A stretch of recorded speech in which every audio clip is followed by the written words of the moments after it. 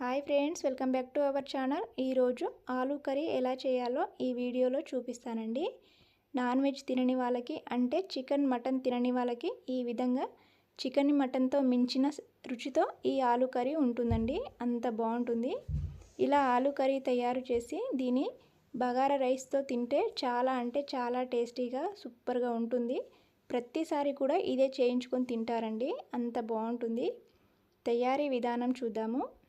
ముందుగా ఒక mixing bowl తీసుకొని అందులో ఒక 2 టమాటాలు కట్ చేసి వేసుకోవాలండి. అలాగే పచ్చి కొబ్బరి ఒక చిన్న ముక్క వేసుకొని 4-5 కాజు వేసి మెత్తగా మిక్సీ పట్టుకోవాలి. చూడండి, ఈ విధంగా మెత్తగా మిక్సీ పడితే సరిపోతుంది. దీన్ని పక్కన పెట్టేసుకుందామండి. ఇప్పుడు ఇక్కడ నేను ఒక 4 ఆలుగడ్డలను తీసుకొని ఇలా ఉడికించుకున్నానండి. వీటిని ఇలా పొట్టు తీసుకోవాలి. ఇప్పుడు ఒక ఆలుగడ్డను ఇలా 4 భాగాలుగా కట్ చేసుకోవాలి. మరి చిన్నగా కట్ చేయకూడదండి, ముక్కలు కాస్త పెద్దగానే ఉంటే బాగుంటుంది. అన్నిటినీ ఇదే విధంగా కట్ చేసి పక్కన పెట్టేసుకోవాలి. ఇప్పుడు స్టవ్ పైన గిన్నె పెట్టి ఆయిల్ వేసుకోవాలండి. ఆయిల్ వేడయ్యాక లవంగాలు, దాల్చిన చెక్క, యాలకులు, బిర్యానీ ఆకు, సన్నగా కట్ చేసిన ఒక ఉల్లిపాయను వేసి ఫ్రై చేసుకోవాలి.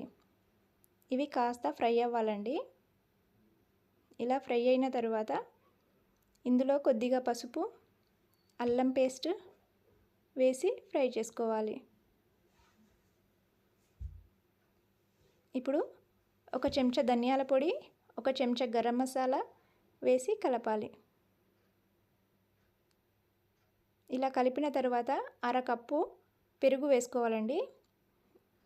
ఈ పెరుగు అంతా బాగా కలిసేలా కలపాలి. ఇలా 1 నిమిషం పాటు బాగా కలుపుకుంటూనే ఉండాలండి. చూడండి, ఇలా ఆయిల్ అంతా బాగా పైకి వచ్చిన తర్వాత మరొక్కసారి కలుపుకోవాలి. ఇప్పుడు 1.5 చెంచా కారం వేసుకోవాలి. అలాగే రుచికి సరిపడా ఉప్పు వేసి కలపాలి. కొద్దిగా కరివేపాకు వేసి ఇలా అంతా బాగా కలిసేలా కలుపుకోవాలి. ఇలా కలిపిన తర్వాత ముందుగా మిక్సీ పట్టిన టమాటా పేస్ట్ వేసుకోవాలండి. ఇప్పుడు ఈ పేస్ట్ అంతా బాగా కలిసేలా కలుపుకుంటూ ఉండాలి. అలా 1 నిమిషం పాటు కలపాలండి. ఇప్పుడు మూత పెట్టి 1 నిమిషం పాటు ఉడికించుకోవాలి. చూడండి, ఇలా కాస్త ఉడికిన తర్వాత కట్ చేసిన 3 పచ్చిమిర్చి వేసుకోవాలండి. పచ్చిమిర్చి ముందుగానే వేయకూడదు, ఇప్పుడు వేసుకోవాలి. అలాగే ఉడికించి కట్ చేసి పెట్టిన ఆలుగడ్డను వేసి ఇది అంతా బాగా కలిసేలా కలుపుకోవాలి. చూడండి, ఈ విధంగా కలిపితే సరిపోతుంది. ఇప్పుడు 1.5 గ్లాస్ దాకా నీళ్ళు వేసుకోవాలండి. మరి నీళ్ళు ఎక్కువగా వేసుకోకూడదు. ఇలా నీళ్ళు వేసిన తర్వాత అంతా బాగా కలిసేలా కలుపుకోవాలి. ఇలా కలిపిన తర్వాత కొద్దిగా కస్తూరి మేతి వేసుకోవాలి. కస్తూరి మేతి వేసుకోవడం వలన టేస్ట్ చాలా అంటే చాలా బాగుంటుందండి. మూత పెట్టి ఉడికించుకోవాలి.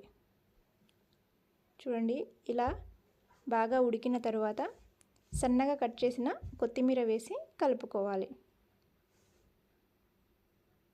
చూడండి, ఈ విధంగా కలిపిన తర్వాత స్టవ్ ఆఫ్ చేసేసుకోవాలండి.